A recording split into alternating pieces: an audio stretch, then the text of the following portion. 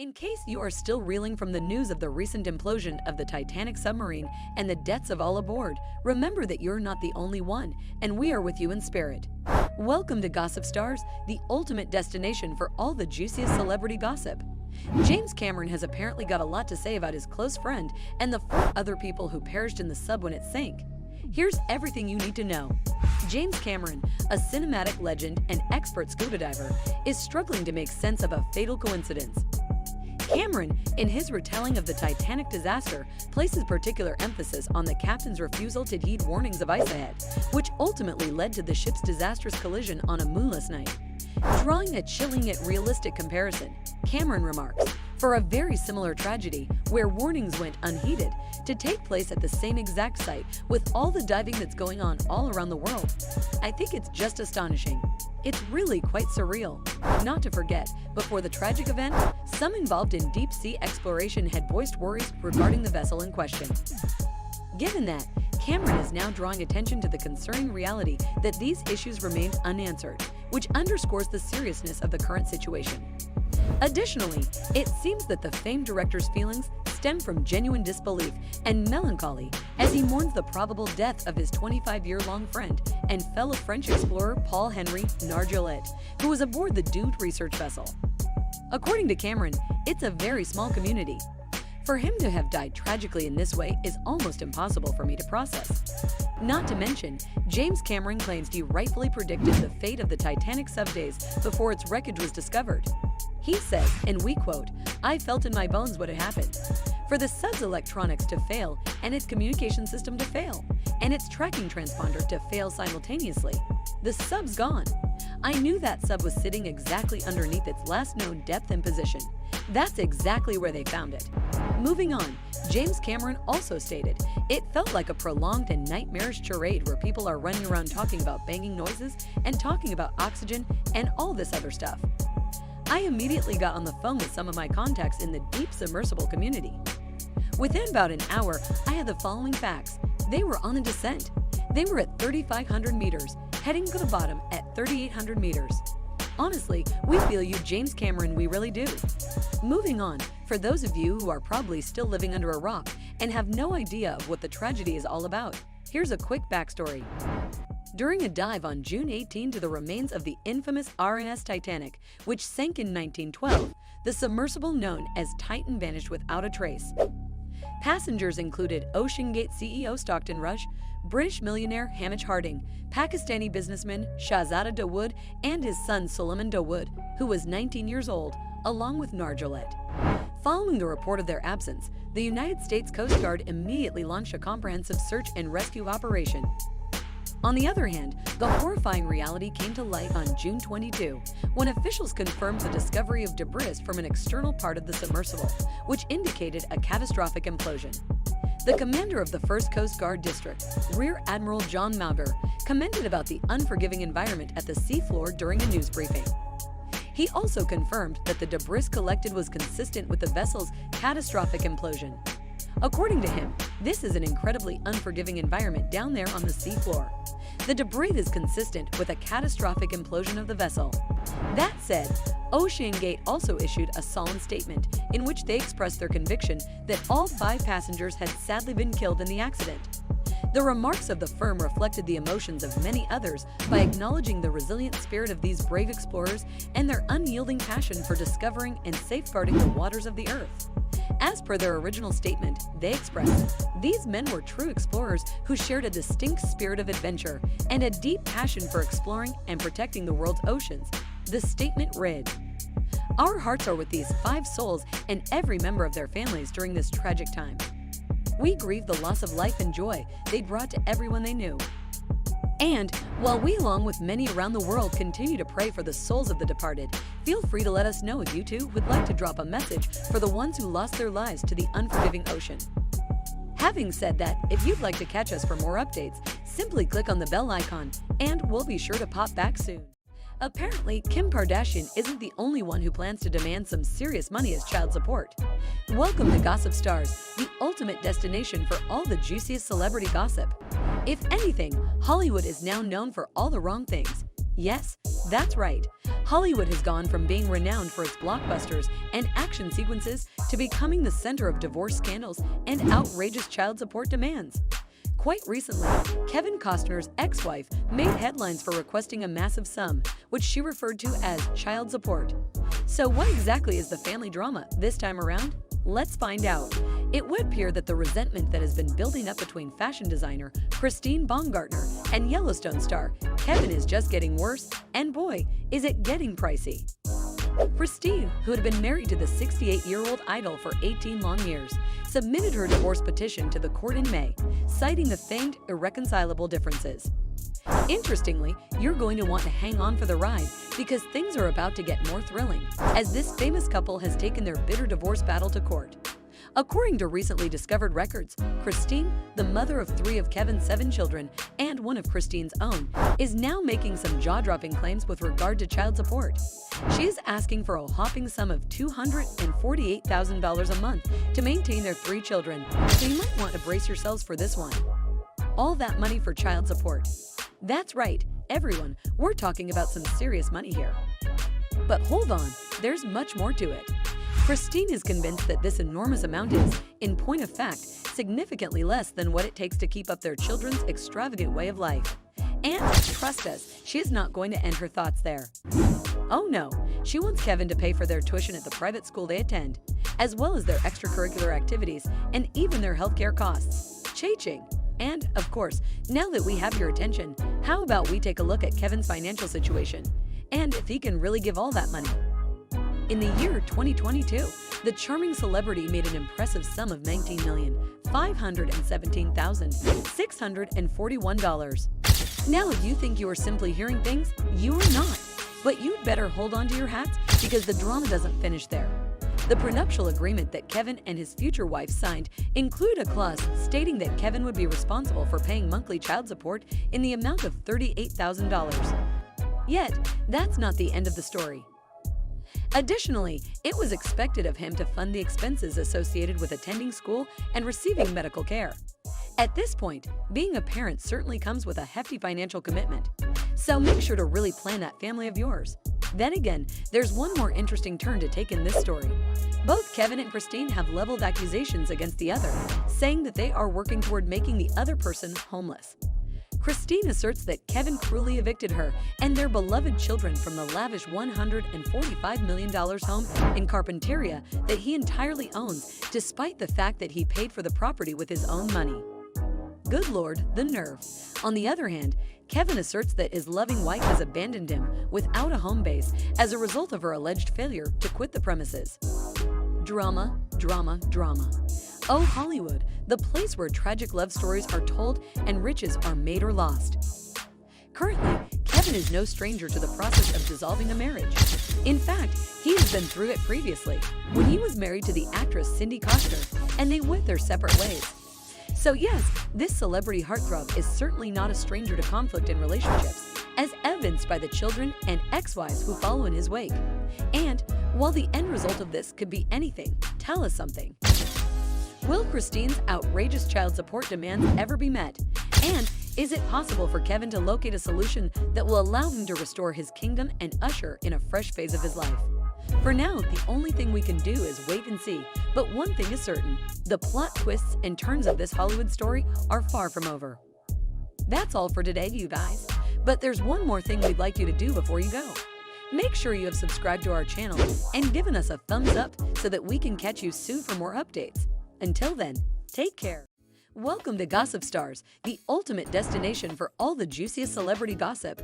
During Coldplay's concert in Naples, Chris Martin took a special moment to make his girlfriend, Dakota Johnson, feel like the most cherished person in the world. And boy, was this so incredibly cute. In a video obtained by Daily Mail, the artist was captured on film walking around the stadium before stopping to perform for the actress. And in return, Johnson blew him a kiss. The actress couldn't help but be with glee from the sound deck, and Martin couldn't help but smile as he exited briefly, only to return to the stage and enchant the audience with his performance. Now, the exact song that Chris serenaded Dakota with hasn't been confirmed yet, but one thing is crystal clear from the heartwarming photos. It meant the world to the beloved 50 Shades of Grey actress. Dakota's love for Coldplay goes beyond being a dedicated concert goer. She's gone the extra mile to make their shows more accessible to the hearing-impaired community. How? By introducing Chris to a revolutionary tactile technology called subpacks. In a fascinating revelation during the March 19 episode of the Conan O'Brien Needs a Friend podcast, Chris himself spilled the beans. According to him, Dakota, his wonderful partner, gifted him one of these magical devices after she witnessed someone online experiencing the awe-inspiring effects it provides. Think of it as a kind of body armor that you wear, plug in, and connect to the bass. But it doesn't stop there. Dakota's encouragement led to Coldplay embracing this innovative technology, and now they have 10 to 20 subpacks in use at all of their shows. According to Chris, the experience has been nothing short of amazing, and he believes it will only get better with time.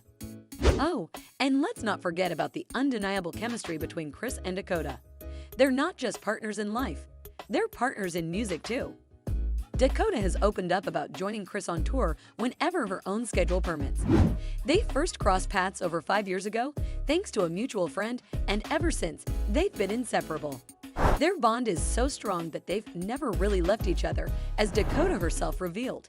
It's a love story for the ages.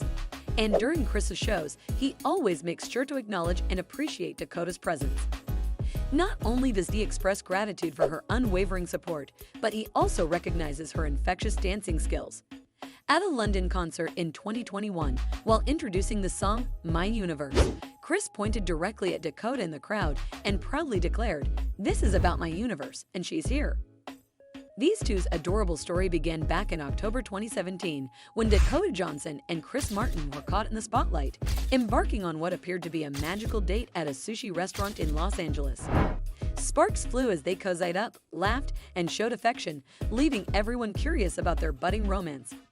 The intrigue only grew stronger in November 2017 when Johnson was spotted at a Coldplay concert in Buenos Aires. Social media was buzzing with fans posting pictures of Johnson, captivated by the music and lost in the magic of the performance. But their story didn't stop there. In early 2018, Johnson and Martin continued to nurture their connection, embarking on several intimate dates in Los Angeles. They shared Friday night dinners at Soho House in Malibu, their laughter filling the air as they enjoyed each other's company. A romantic walk on the beach sealed the deal, with insiders revealing that they spent an entire weekend together, lost in their own world of love. Although they preferred to keep their romance away from the public eye, Johnson and Martin couldn't resist displaying their affection at Stella McCartney's Autumn 2018 collection. Holding hands tightly, they made their way into the event, with Johnson intertwining her arm with Martin's, revealing their deep connection. Even Johnson's parents couldn't help but gush about her new love. In January 2018, her father, Don Johnson, hinted at their relationship during an interview, showing his support and excitement.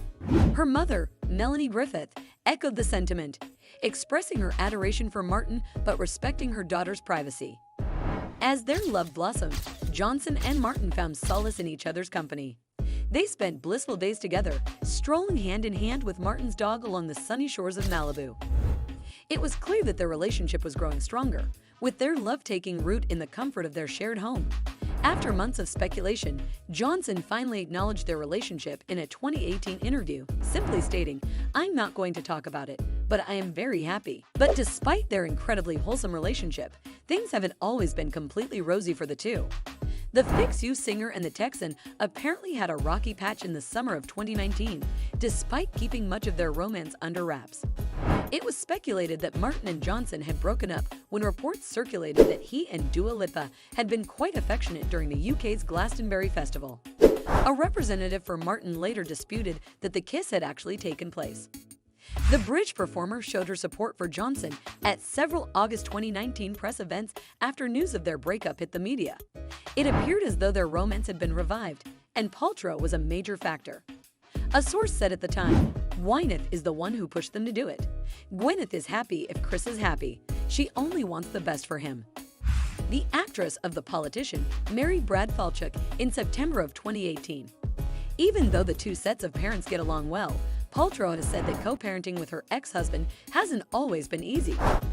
"Chris and I committed to putting them first, and that's harder than it looks because some days you really don't want to be with the person that you are getting divorced from," the Shakespeare in Love star said on The Drew Barrymore Show in September 2020.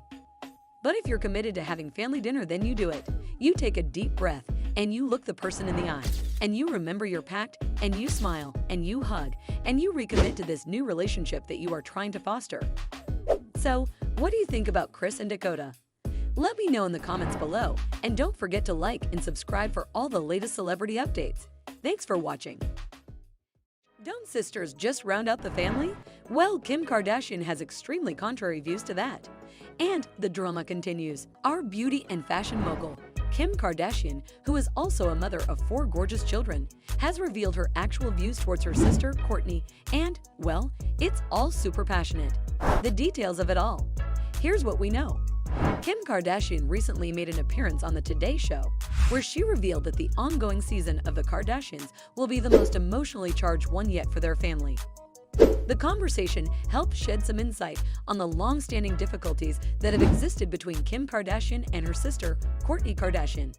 Yet, Kim relieved viewers' concerns by assuring them that despite their successes and failures, they will never stop being a family.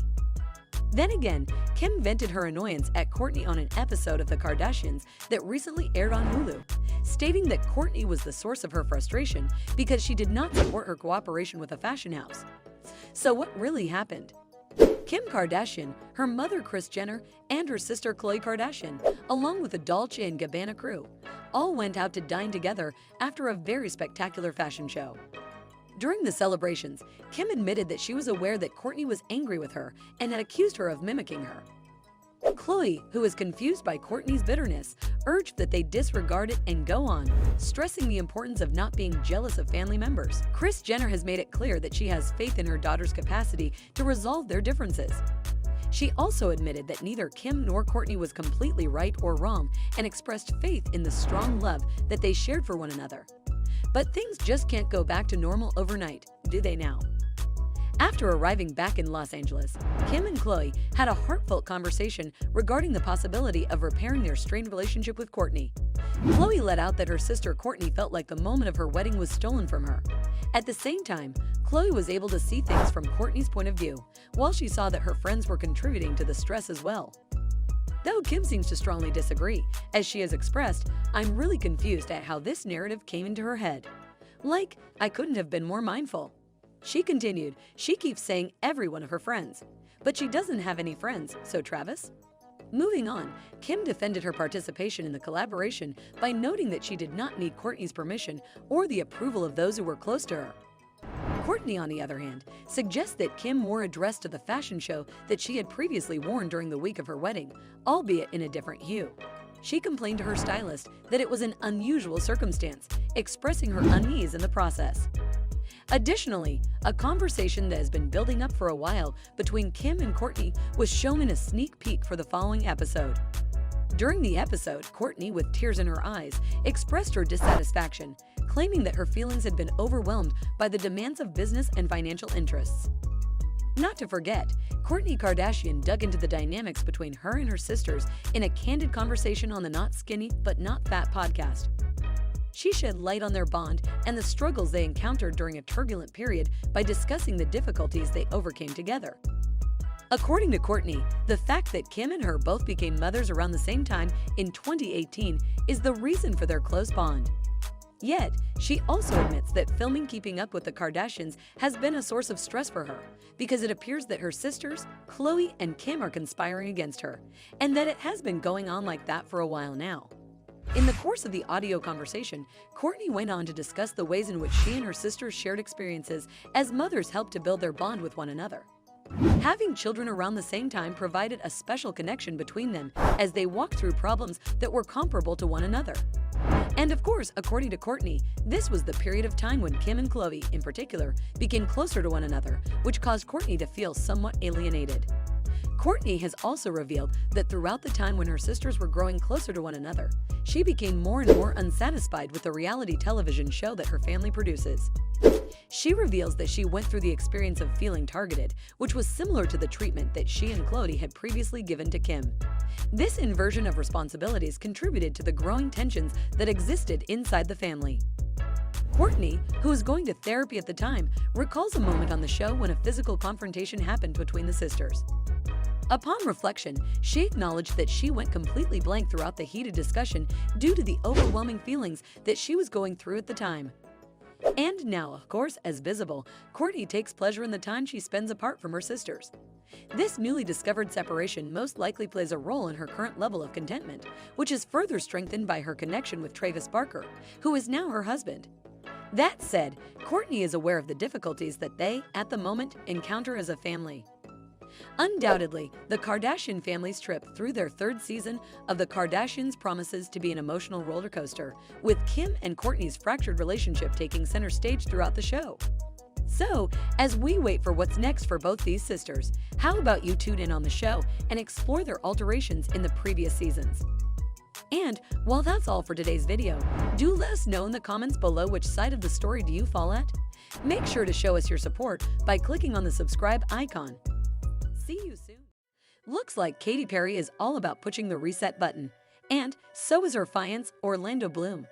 To say the least, these two are giving us major couple goals, doing the most positive in life together. Welcome to Gossip Stars, the ultimate destination for all the juiciest celebrity gossip. Katy Perry, a global music sensation, made headlines in March of this year when she announced that she and the actor Orlando Bloom, whom she is engaged to, would be taking a 3-month dry spell from consuming alcoholic beverages. That's right. The intention behind the couple's choice was to provide Bloom with assistance throughout the production of his future film, but it rapidly became an opportunity for Perry to rediscover balance and enable her body to recover from the effects of her pregnancy. Perry even disclosed in a recent interview that she is still going strong, despite the fact that she occasionally allows herself to indulge on the weekends. According to Katy's own statements, "I definitely can't drink like I was in my 20s.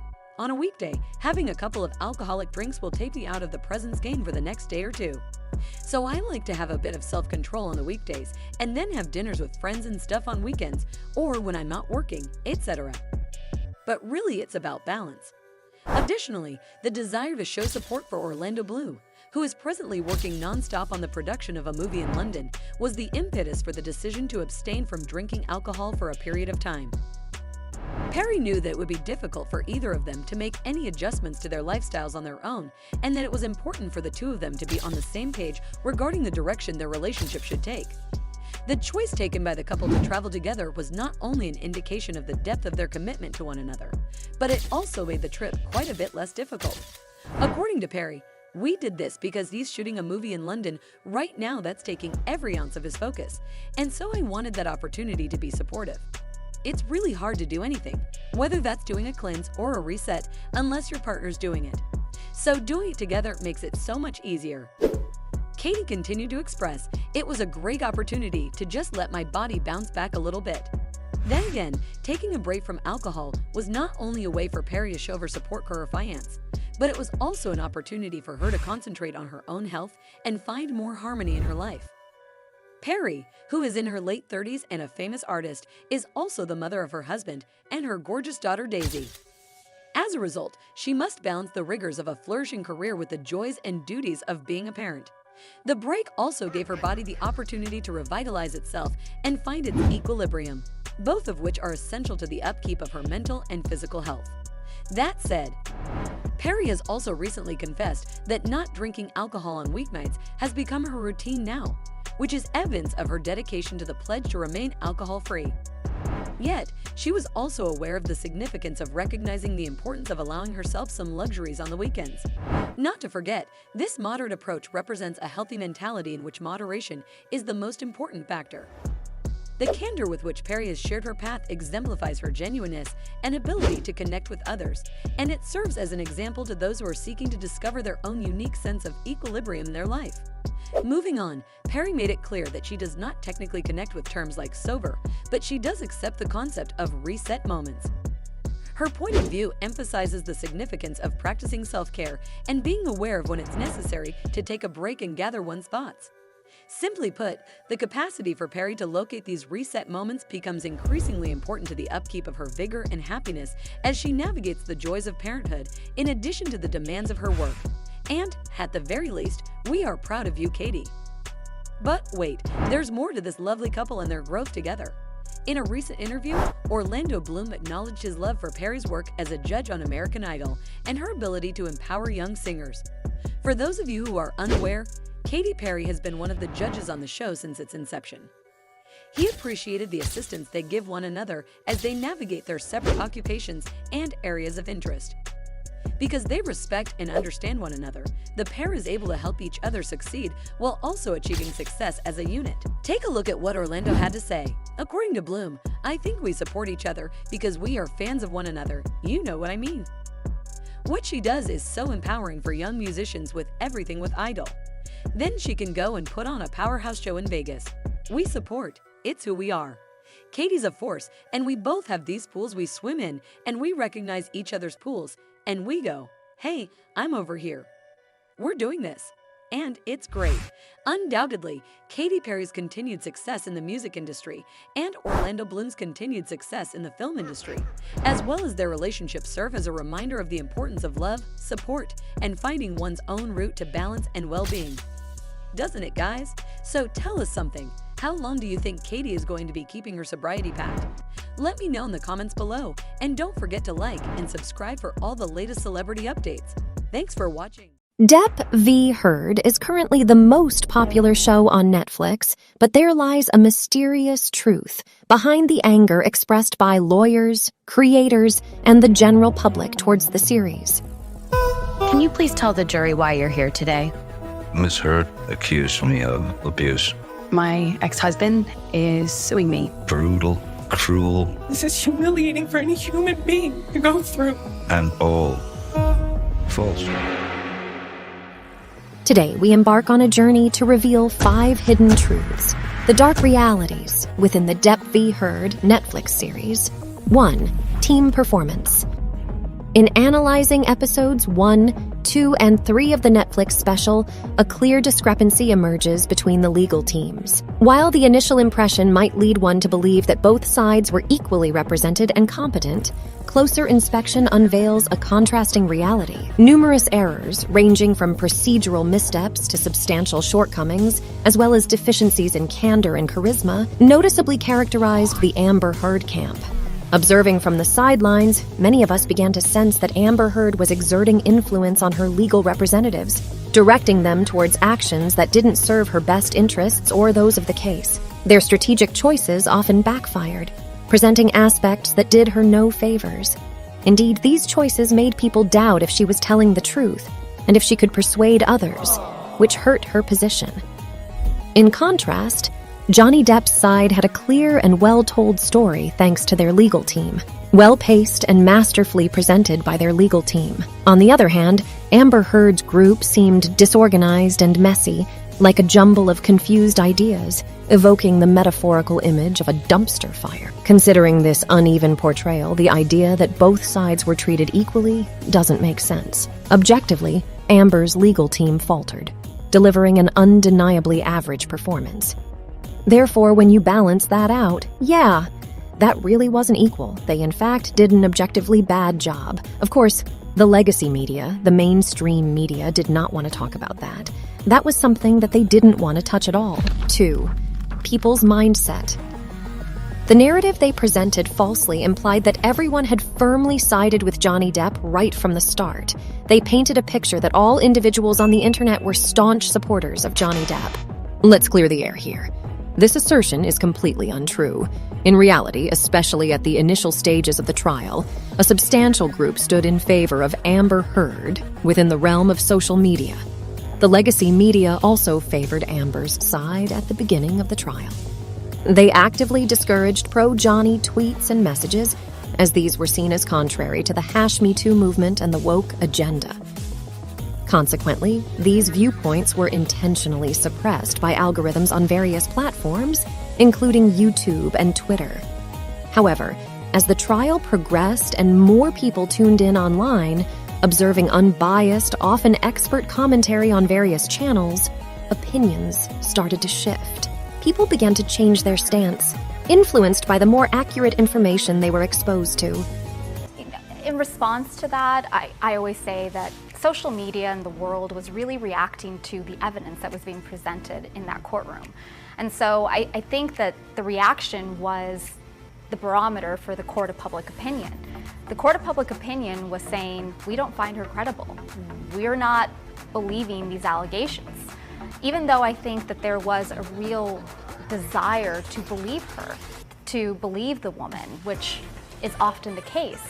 But I think we were able to establish and show that people shouldn't be guilty by accusation. 3. The jury was influenced. While this presents a substantial accusation against the United States justice system, however, it appears that the legal team and the jury did not have sufficient time to acknowledge the substantial media attention the case was attracting. As stated by Camille Vasquez during her interview with Access Hollywood, we really were unaware, and I'm grateful that we weren't aware at the time, because we did have a job to do, and we were so incredibly busy during that time that we didn't have the time to focus on what was happening outside of our war rooms and that courtroom. In response to this interview, Peter Tragos shared his thoughts on the matter through his own channel. Anybody that thinks that this is just blowing smoke and not actually true, if you've tried a case, or if you've been involved in a trial as a client or a witness or whatever, you see the work that goes into it when it's a multi-week trial. I mean, we've heard it with interviews from these lawyers, from lawyers in the Murdoch case and other extended trials, and we'll continue to hear about it. You eat, sleep, breathe, and live this trial. So regardless of how big it was on social media, you may have heard certain things, you may have got text messages, but you're so involved in this and your head is so buried in this that you would never understand the extent as how big this trial got in the media. 4. Cyberbullying. They bring forth these death threats directed at Amber and supposedly. Now, there's no questioning the possibility that they might have indeed received death threats. To emphasize, everyone, including Johnny Depp, his legal representatives like Camille Vasquez, continue to receive death threats even now. Furthermore, remarks on platforms like Twitter hint at threats directed at them, and even threats against Johnny's legal team. On his YouTube channel Legal Mindset, Andrew Esquire said in a video, I, during the case, during the trial, received many nasty letters, many death threats to me, people threatening to come after me, come after my family, deranged psychos that were Amber stans, that were hyper Me Too to the point where they could not see that really the point of this was stopping abuse of any kind, whether it's against men or against women. And there were some people that were deranged enough to threaten us during that trial. Certainly I received this, my fellow YouTubers received threats. This is something that happened to many of us. So Amber was no exception here. It wasn't like we were driving this, we were receiving this. And many people threatened to dox us, to make our lose our jobs, our houses, our wealth, our fortunes. These people were coming for us during the trial. And I'm not speaking just for myself, for many of the others. 5. The verdict. Following extensive evidence and months of trial, the U.S. justice system arrived at a verdict in favor of Mr. Depp. However, the Netflix documentary attempted to introduce irrelevant factors in order to challenge the justice system's ruling. It aimed to create an impression that the truth remains uncertain, insinuating, in my view, a hypothetical bias. Then, too, the public opinion remains firm and certain. So there you have it. 5 dark lies in Depp v. Heard Netflix series? But wait! Do you want to be up to date on these dark lies and internet dramas? Subscribe and turn on the notifications so you won't miss an update. I guess I'm just unnecessary then. I guess you could do this interview without me then, couldn't you?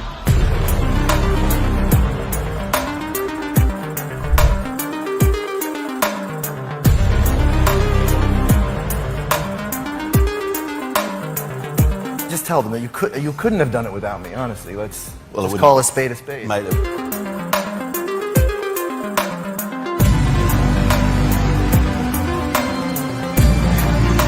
I can't imagine anybody but the two of you doing this movie together, because it is funny, but it is action, and it is like two tough guys, as I said before.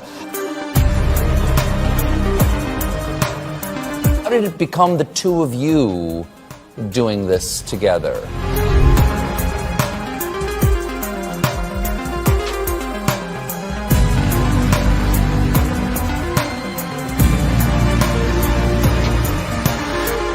I was shocked when I heard that my agent told me that Russell would not do the film without me. I thought,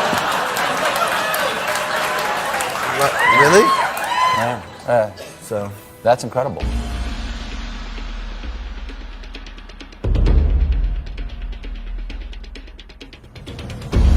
So did you have the same feeling that you wouldn't? What's that? What? Yeah, Is that what happened? That you said you wouldn't do the film without him?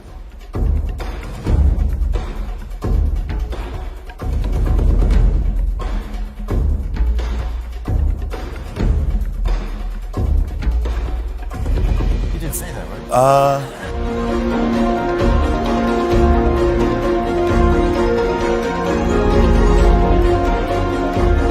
What? That was a more general thing about people called Ryan? Because kind of there's a lot of Ryan. They don't know you're joking.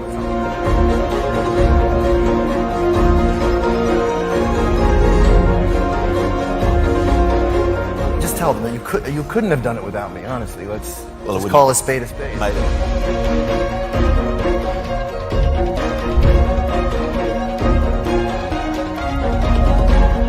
it wouldn't have been the same experience. No, you're right. It wouldn't have.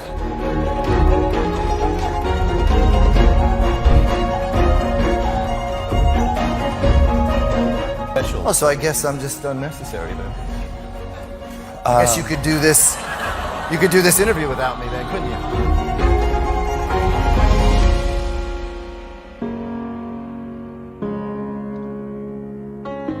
The interview? Yeah. I probably could, yeah.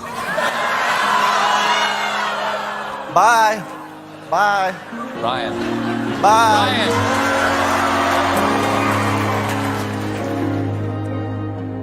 Well, we're trying to finish up the interview. If you could just. Oh, sorry. Do you need me now for the interview? I always needed you. Do you need Ryan Gosling now for the interview?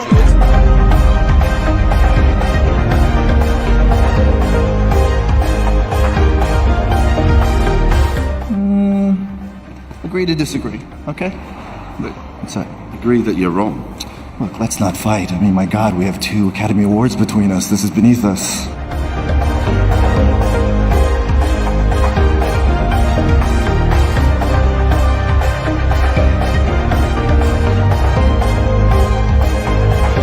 There was this extra 60 pounds or something on for the film, which, you know, I mean, I'm never going to be, you know, a beach model.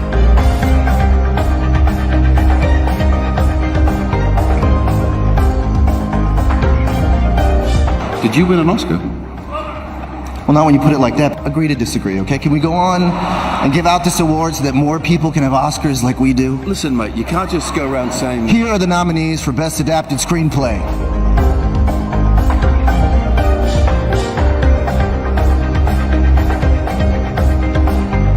Ladies and gentlemen, you might not recognize him with his clothes on, Ryan Gosling. I worked with him, and the pleasure I got out of being on the set with him every day. It's just like, it was almost like, you know, why are they paying me for this? This is just more fun than anything else. We had met and we had a conversation, so I kind of knew that we shared a sense of humor, but you really never know that chemistry is going to exist until you actually start doing a job. He's saying you're cooler than him. That's because he's right.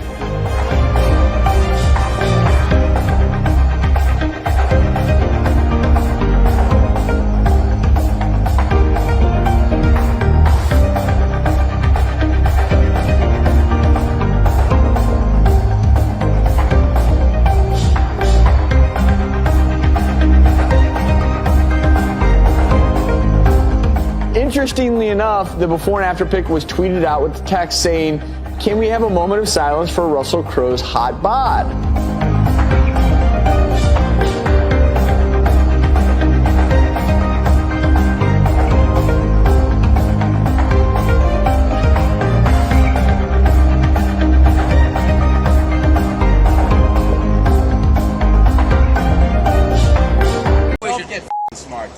If you don't want to do it, walk away. I'll get someone who can do it. You're the big superstar. I'm a big superstar. You, man. No, come on. It's okay. Sometimes the filming of a movie is so exciting that the behind-the-scenes action is nearly more entertaining than the movie itself. That being said, some stars just got a little too heated with each other and let their anger get the best of them. At number 5, Tyrese Gibson and James Franco. They starred in the 2006 film Annapolis, which was directed by Justin Lin. Franco is another actor in Hollywood who has a bit of a reputation for being difficult to work with on set. But in this movie, Franco wasn't only difficult to work with. He also said he wasn't a fan of the movie or the time he spent shooting it. Co-star Gibson did not join Franco in trashing the movie, but he did have some things to say about Franco's method acting. In an interview with Gibson, he talked about how the action scenes with Franco ended up getting a little too real. Apparently, despite telling Franco to lighten up with his hits while practicing for their fight scenes, Franco didn't listen and ended up actually slugging Gibson in the face several times. Gibson said, "I never want to work with him ever again," and I'm sure he felt the same way. It felt very personal. After the movie, Franco tried to own up to the incident and even apologized to Gibson through various interviews. Franco has since blamed himself for being too into his character, but made sure to state that it had nothing to do with Gibson. By the way Gibson recalls the events, I think it's safe to say Franco needs to do more than just apologize if he ever wants to be back on his good side. At number 4, Chevy Chase and Bill Murray. There are plenty of examples of stars that don't get along or who have fought with Chase, but the 1987 fight between these actors is pretty legendary. Not too long ago, Lorne Michaels spoke about the incident and even took some responsibility for it. While on the podcast Fly on the Wall, host David Spade and Dana Carvey asked Michaels about the fight. Spade asked, "Did Bill Murray punch Chevy, or is it a fake story from the old days?" Michaels confirmed they got into a fight. They got into a fight. And the SNL creator admitted that it was probably his mistake for bringing Chase back to host the show after only a year and a half since he'd left the show. It was probably my mistake because I was bringing Chevy back to host, but it was a season and a half after he left. Apparently, tensions around the studio were already high because of Chase taking them by surprise and rushing off the show. But Murray was determined to push things to the max. Late in the week, Murray addressed the elephant in the room and told Chase that everyone hated him. Just before the show was set to air, Chase confronted Murray and challenged him to a fight. Murray lunged at him, and the two fought before being pulled apart. Despite their fight, the actors patched things up not long after, famously sharing a scene together in the 1980 film Caddyshack. At number 3, Sylvester Stallone versus Richard Gere. Before Stallone became a massive star for Rocky, and Gere made it big with An Officer and a Gentleman, the two were both cast in the 1974 film The Lords of Flatbush. If you've ever seen the movie, you'll know that Gere is not in it, and that is because he was supposed to have a leading role until the two actors' dislike for each other got in the way. In fact, it was actually an on-set fight between these two that led to Gere getting the boot. Stallone said that Gere would strut around in his oversized motorcycle jacket like he was the baddest knight at the round table. One day after rehearsals for a fight scene, things turned physical while Gere and Stallone were eating lunch. Stallone revealed that he was eating a hot dog in a car to get out of the cold when Gere jumped in eating some greasy chicken. Stallone said, "That thing is going to drip all over the place. If it gets on my pants, you're gonna know about it." Gere then proceeded to bite into the chicken, and a small greasy river of mustard landed on Stallone's thigh. This prompted Stallone to then elbow Gere in the side of the head and push him out of the car. The film's director had to choose between the two, with Gere ultimately being replaced with Perry King. At number 2, Jim Carrey versus Jerry Lawler. In the movie Man on the Moon, Carrey starred as comedian Andy Kaufman and channeled his method acting approach while filming the movie. This film partially focuses on Kaufman's relationship with Lawler back when the two performers had a long-running feud. Jerry Lawler is a color commentator and professional wrestler. Lawler and Kaufman had a feud that often blurred the lines of reality, and their famous spat on Late Night with David Letterman led people to believe it was real. Lawler later revealed that he and Kaufman were actually friends, but I guess Carrey didn't know that. Not only did Carrey think that Kaufman didn't like Lawler, he thought he hated him. Walking on set, saying, "We're walking along and I'm looking around, walking over to his trailer, and all of a sudden, I see this big glass bottle of orange juice or something fly through the air, almost hits me, splashes all over." Then, apparently, Carrey as Kaufman yelled, "I'll get you, Lawler." This was the wrestler's very first introduction to making a movie. Carrey even once spat in Lawler's face, with him saying he believes the actor took it a little overboard. Reportedly, the past is in the past, though, and Carrey later mailed Lawler a letter saying it was an honor and odyssey to work with him. At number 1, LL Cool J and Jamie Foxx. The 1999 football drama, Any Given Sunday, was a project full of testosterone. So I guess this fight was bound to happen at some point during filming.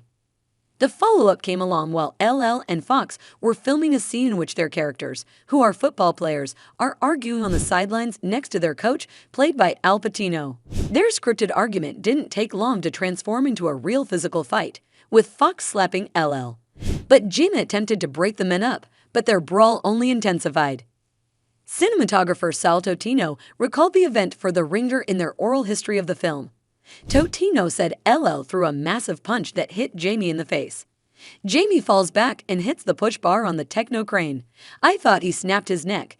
Jamie pops up, full-blown fight going on, punches flying everywhere. One of their co-stars, Andrew Bernstein, who stands 6'5", also shared his role in the fight, saying the director grabbed my arm, saying, "Andrew, do something." So I tackled LL Cool J and pinned him to his stomach.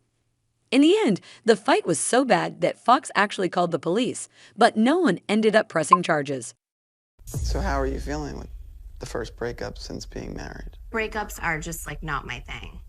I'd rather. Are they anybody's thing? It's just I'm proud of myself. I mean, we just had talks and talks like we had been talking about it. So it was just like both of us just like communicating really well about it. It's obviously sad when you... How long are you guys together? 9 months. It's like a long time. I don't have like random hookups in a relationship. You know what I mean? My favorite thing ever, which I've yet to achieve, is I want to have a kid. Wow. Pete Davidson has publicly addressed Kim Kardashian's recent comments about their relationship. In a shocking revelation that has left fans and media outlets in shock, Pete has called out Kim for what he considers to be lies about their relationship. Everyone was at my after party. It does not give me the time of day. So a few days later, I called the producer at SNL and I was like, "Hey, do you have Pete's number?" And they were like, "Yeah." And I text him. I wasn't even thinking like, "Oh my God, I'm gonna be in a relationship with him." I was just thinking like, heard about this BDE, need to get out there. Like I need to just like jumpstart I was just basically DTF. Pete expressed his dissatisfaction with Kim's misrepresentation of their relationship in a no-fold-barred statement. While they have spent time together, he claims that the portrayal of a deeper connection is simply not accurate. The comedian's remarks have shocked the public, prompting a reconsideration of how celebrity relationships are perceived and reported. We all know that Kim Kardashian is currently single and in a difficult situation, while all of her previous partners have moved on. She attributes her single status to Pete Davidson, implying that he is discouraging potential suitors. Her quick transition into a new relationship has taken her focus away from other issues, which was not a healthy way to cope. Kim has had difficulty finding a romantic partner since splitting up with Pete. She even attempted to propagate fabricated tales of interest from individuals such as Usher, Tom Brady, and international footballers. These rumors, however, were met with skepticism, and Kim's struggle to find a man in her life continues. As a result, she has changed her story. P is now blamed for men's reluctance to engage in romantic relationships with her.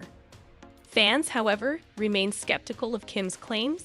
They assert that she was well aware of her actions when she publicly displayed her relationship with Pete. Kim's desperation is growing by the day, according to multiple sources within the Kardashian circle. Following her split from Pete Davidson last summer, she has been attempting to enhance her public image by entering a new relationship. Despite her efforts, she has had difficulty convincing anyone to ask her out. Pete's relationship with Kim has now been over for a year. While Pete has moved on with actress Chase Sweet, Kim is still trying to find a potential partner. Kanye West, Kim's ex-husband, appears to have moved on as well, having married Bianca Censori. Insiders close to Kim have revealed her dissatisfaction with seeing all of her previous partners move on while she struggles to persuade people to believe the fabricated rumors of her recent romantic involvements. It's common knowledge that the Kardashian women draw a lot of attention when they start new relationships or get involved in relationship dramas. Kim, on the other hand, has remained unattached to any romantic partner since her separation from Pete, adding to her difficulty in remaining in the limelight. Kim began her relationship with Pete only a few months after filing for divorce from Kenny in February 2021. She made a concerted effort to publicize her relationship with Pete. Kim quickly made their romance Instagram official and went on a media tour during which she openly expressed her admiration for Pete. She boasted about him getting tattoos of her and even having her name engraved on his chest. She even suggested that he might be the one. "I took a leap of faith and invested time to discover it," Kim said, "and the sensation is profoundly gratifying. I hope to remember it forever." He had a collection of tattoos, some of which were quite endearing. The one with my name, on the other hand, is more than just a tattoo. It's a form of branding. Kim, on the other hand, did not hesitate to introduce Pete to her 4 children. She even agreed to Pete tattooing her children's initials on his neck. However, she appears to have pursued elaborate tactics to provoke Kenny by staging scenarios involving Pete and the children, such as allowing Pete to drive around Calabasas with North. Nonetheless, Pete quickly grew tired of these carefully orchestrated schemes, prompting him to end his relationship with Kim in August 2022. Kim was then forced to scramble to mitigate the public relations fallout. Soon after, media outlets began to circulate reports claiming that Kim was the one who broke up with Pete. His excessive preoccupation and neediness were cited as reasons. According to a source close to the Kardashians, Pete was planning to propose to Mary and start a family, but Kim was not ready for such a commitment. Pete was described as affable and considerate, but his excessive neediness became a challenge. According to the source, while initial admiration is flattering, such intensity can quickly become vexing. Pete, on the other hand, quickly refuted these claims. A close friend of Pete revealed that it was Pete who decided to end the relationship because he was tired of the Kardashians' phony public relations stunts.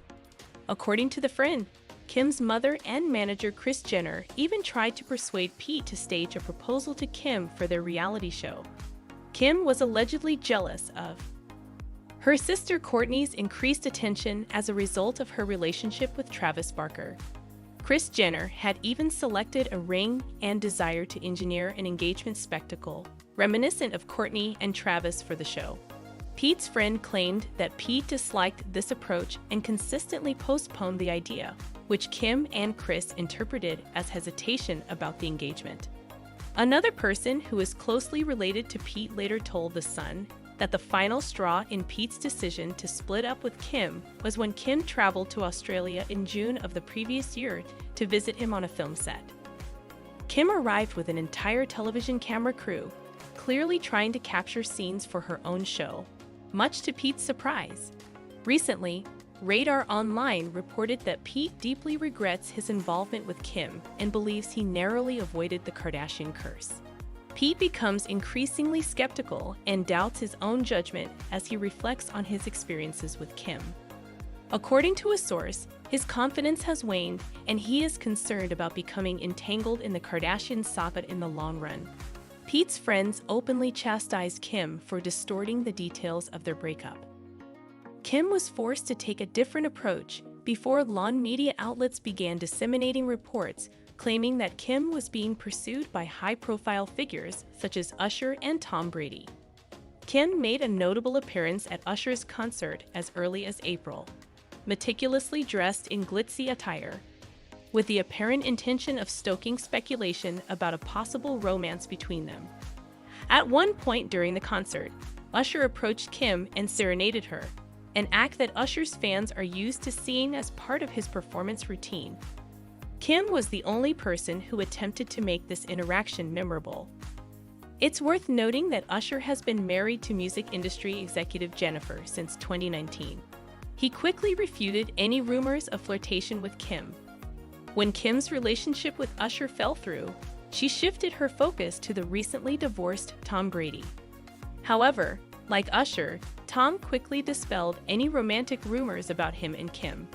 He recently revealed his romance with Russian supermodel Irina Shayk.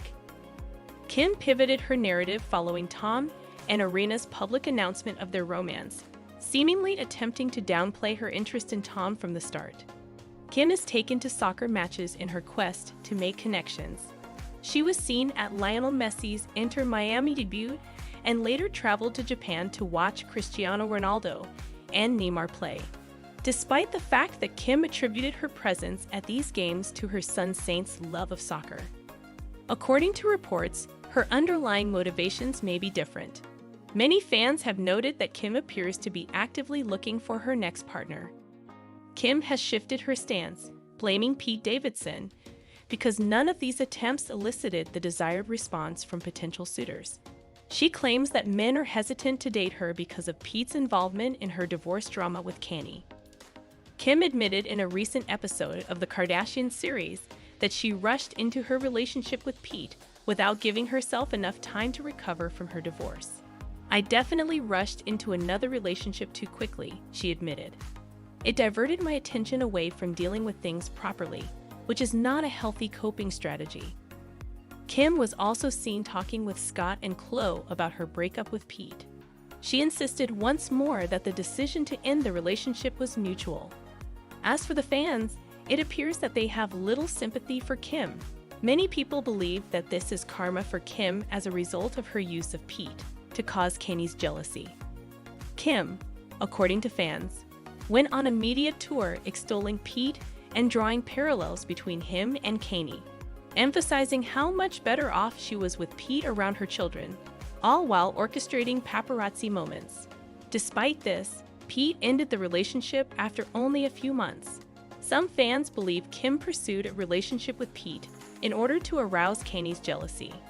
Unfortunately, it portrayed her as desperate to any prospective partners. This is a classic case of playing stupid games to win stupid prizes. But what are your thoughts on this? Do you think Kim is getting more desperate after these events? Let me know in the comments section below. And if you ever need to satisfy your gossip cravings or simply want to know what to anticipate from your favorite stars, don't forget to subscribe to our channel. And remember, we love you guys so much. And as always, we'll see you all in the next video.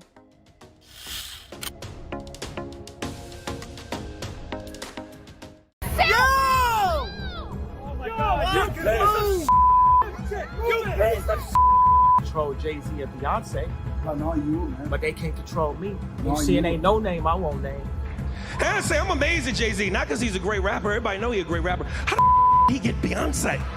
Because he is a ugly motherfucker. Celebrities and their fans share a special bond, but oftentimes they really don't know who they are supporting. Often this takes an ugly turn as admiration turns into an obsession. I mean, look at people like BTS, Beyonce, Katy Perry, Michael Jackson. Their fans would die for them. For someone like Beyonce, who has been at the pinnacle of fame and success for decades, these incidences are not infrequent. There have been several occasions where the dark side of her stardom was revealed, though. Recently, one such clip surfaced on the internet, which was also shared by basketball great Shaquille O'Neal. And Beyonce knows.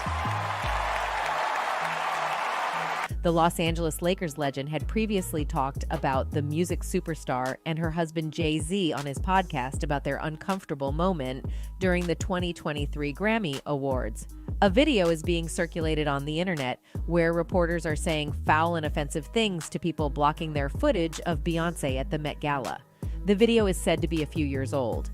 However, it caught the big man's attention as he shared it on his Instagram story. Hey, moron with the cell phone! Oh my God, A video was posted by the Instagram channel Hollywood Unlocked. Some reporters were standing at a distance and were trying to get footage from the red carpet. When Beyonce arrived on the red carpet, someone was blocking the sight of those reporters. As seen in the video, a man was talking on his cell phone, and he was unintentionally blocking Beyonce's view of the reporters. The reporters can be heard hurling some mean, offensive, and foul language. One reporter even said, "Die of cancer" to the man. Queen Bey is one of the highest-selling musical artists of all time. Her popularity knows no limits, and even after 25 years in the business, she still holds a great deal of relevance in the music industry. Amidst the reporters yelling things like, "You're stupid," and "Get the F off the carpet," the man stood there, probably without noticing anything. The big man reposted the video on his Instagram story. However, this is not the first time the four-time NBA champion has noticed such behavior around celebrities. After the 2023 Grammy Awards, Shaq discussed an uncomfortable situation that involved Beyoncé and Jay-Z. Although Shaq didn't write anything along with the post he shared, fans reacted with, "It's never that serious," hinting that the obsession with celebrities is getting out of hand. Welcome back to the Grammys, everybody. You know, when you equal a record, there's no way you don't get to. The retired basketball star talked about the uncomfortable situation involving Jay-Z, Beyoncé, and Trevor Noah during the Grammy Awards 2023 on The Big Podcast. The issue was that comedian Trevor Noah, who was hosting the award, addressed Beyoncé as Beyonce Knowles. Although it is her real name, Turner said that Jay-Z glanced at Noah for not including Carter as her last name. Jay-Z's real name is Sean Carter, and the two have been married since 2008. Responding to Turner saying that Noah should have addressed Beyoncé as Beyonce Knowles Carter, Shaq gave a word of advice to celebrity couples. He said that the celebrity husbands should realize that these women had their own names before they got married. "They had names before you, boo-boo," he said.